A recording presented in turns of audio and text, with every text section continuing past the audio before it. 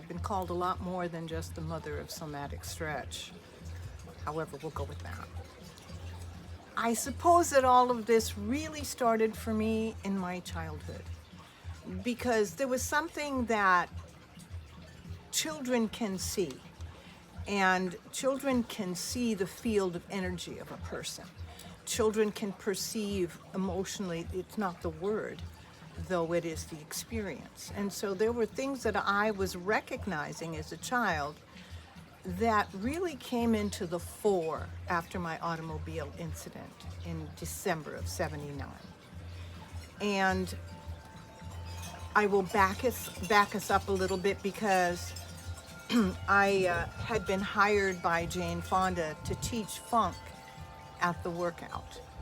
And she was preparing the workout, and it was the last, she said it was the last teacher position and that they hadn't filled. And there were great teachers. She made sure that she scouted out the very best for what she wanted. And I was actually honored that I would be mentioned. And I was mentioned by John Travolta. I had been his stretch coach for his movie Saturday Night Fever. And in that, part of the choreography, which was part of the street choreography at the time, were knee drops. And that's where your knees are here, and then suddenly they're here, and then suddenly they're here, and suddenly they're here. So he needed to be strong enough in contraction, which I knew he would be. And what we needed to do was make him strong enough in expansion, so that there were complementary extension, contraction with fluid, complete fluid movement. And I knew what that meant. So that's what I did for and with John Travolta. And he's a very dedicated person.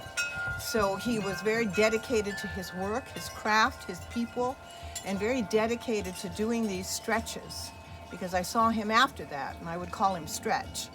And I saw him after that, and he was so grateful and so gracious and so lovely. And with Denny Terrio, Denny was one of my dance mates, and he was in a group that I was in. We modeled clothing and danced, and then he was also part of the Lockers, and the second troupe of Lockers, and I was in that as well. So he asked me to assist him with a project that he had been approached by for, and that was Dance Fever, a TV show, dance TV show, not like Soul Train. It was different. So that is how Denny and I came to know each other. So both Denny and John suggested me separately, and that's when Jane called. And when I went in, they asked if I would do an audition. I was like, yeah, that's not even a problem. And I went in and met with her and her staff. They were delightful. And she was very, very lovely, very dear, and very sincere about what she was doing at the workout. And that was the first place where women could commune and express themselves and share with each other these physical, truly physical challenges that translated without anyone really knowing into every part of their life. So when Jane asked me if I could teach her a movement, if I could teach her a movement, I would have the job. So she wanted me to teach her something current. And at the time, the current dance was the rock, one of them anyway. And so I taught her that, and she picked it up in a couple minutes really well. And that was it. I got the job. And then I asked her, so what are you having at the workout? What are the classes? And she said jazz, and she said ballet, and she said aerobics, and now funk. And I said, well, what about stretch? And she said, what's that? And I got on the floor and I showed her a few movements, and she said, perfect, tell Mary to put it on the schedule. And that's how stretch became part of the exercise world. And that's where the real somatic work began, was at Fonda's. after my automobile incident. It was all present before that, but suddenly it was so illuminated.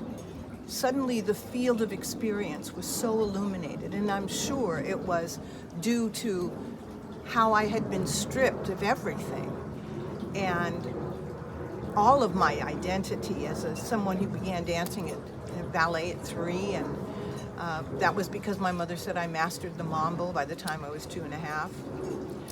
And that was a beautiful beginning, and for all of that to translate into coming to understand in a classroom why the whole class is feeling the same emotion.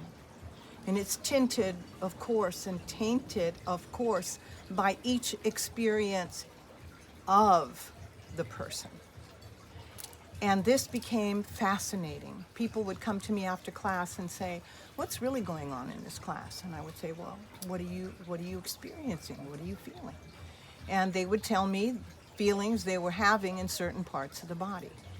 And so as my students were teaching me what it is I was seeing, I was teaching them how to move in, how to claim their life, how to live from the inside out, how to find value in every experience and create the value in your present moment life by way of the cellular construct of the emotional patterning in your primary imprints.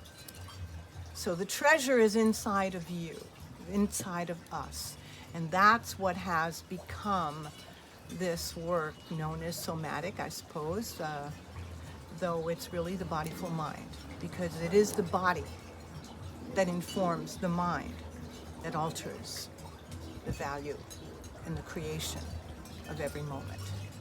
So, thank you for the question.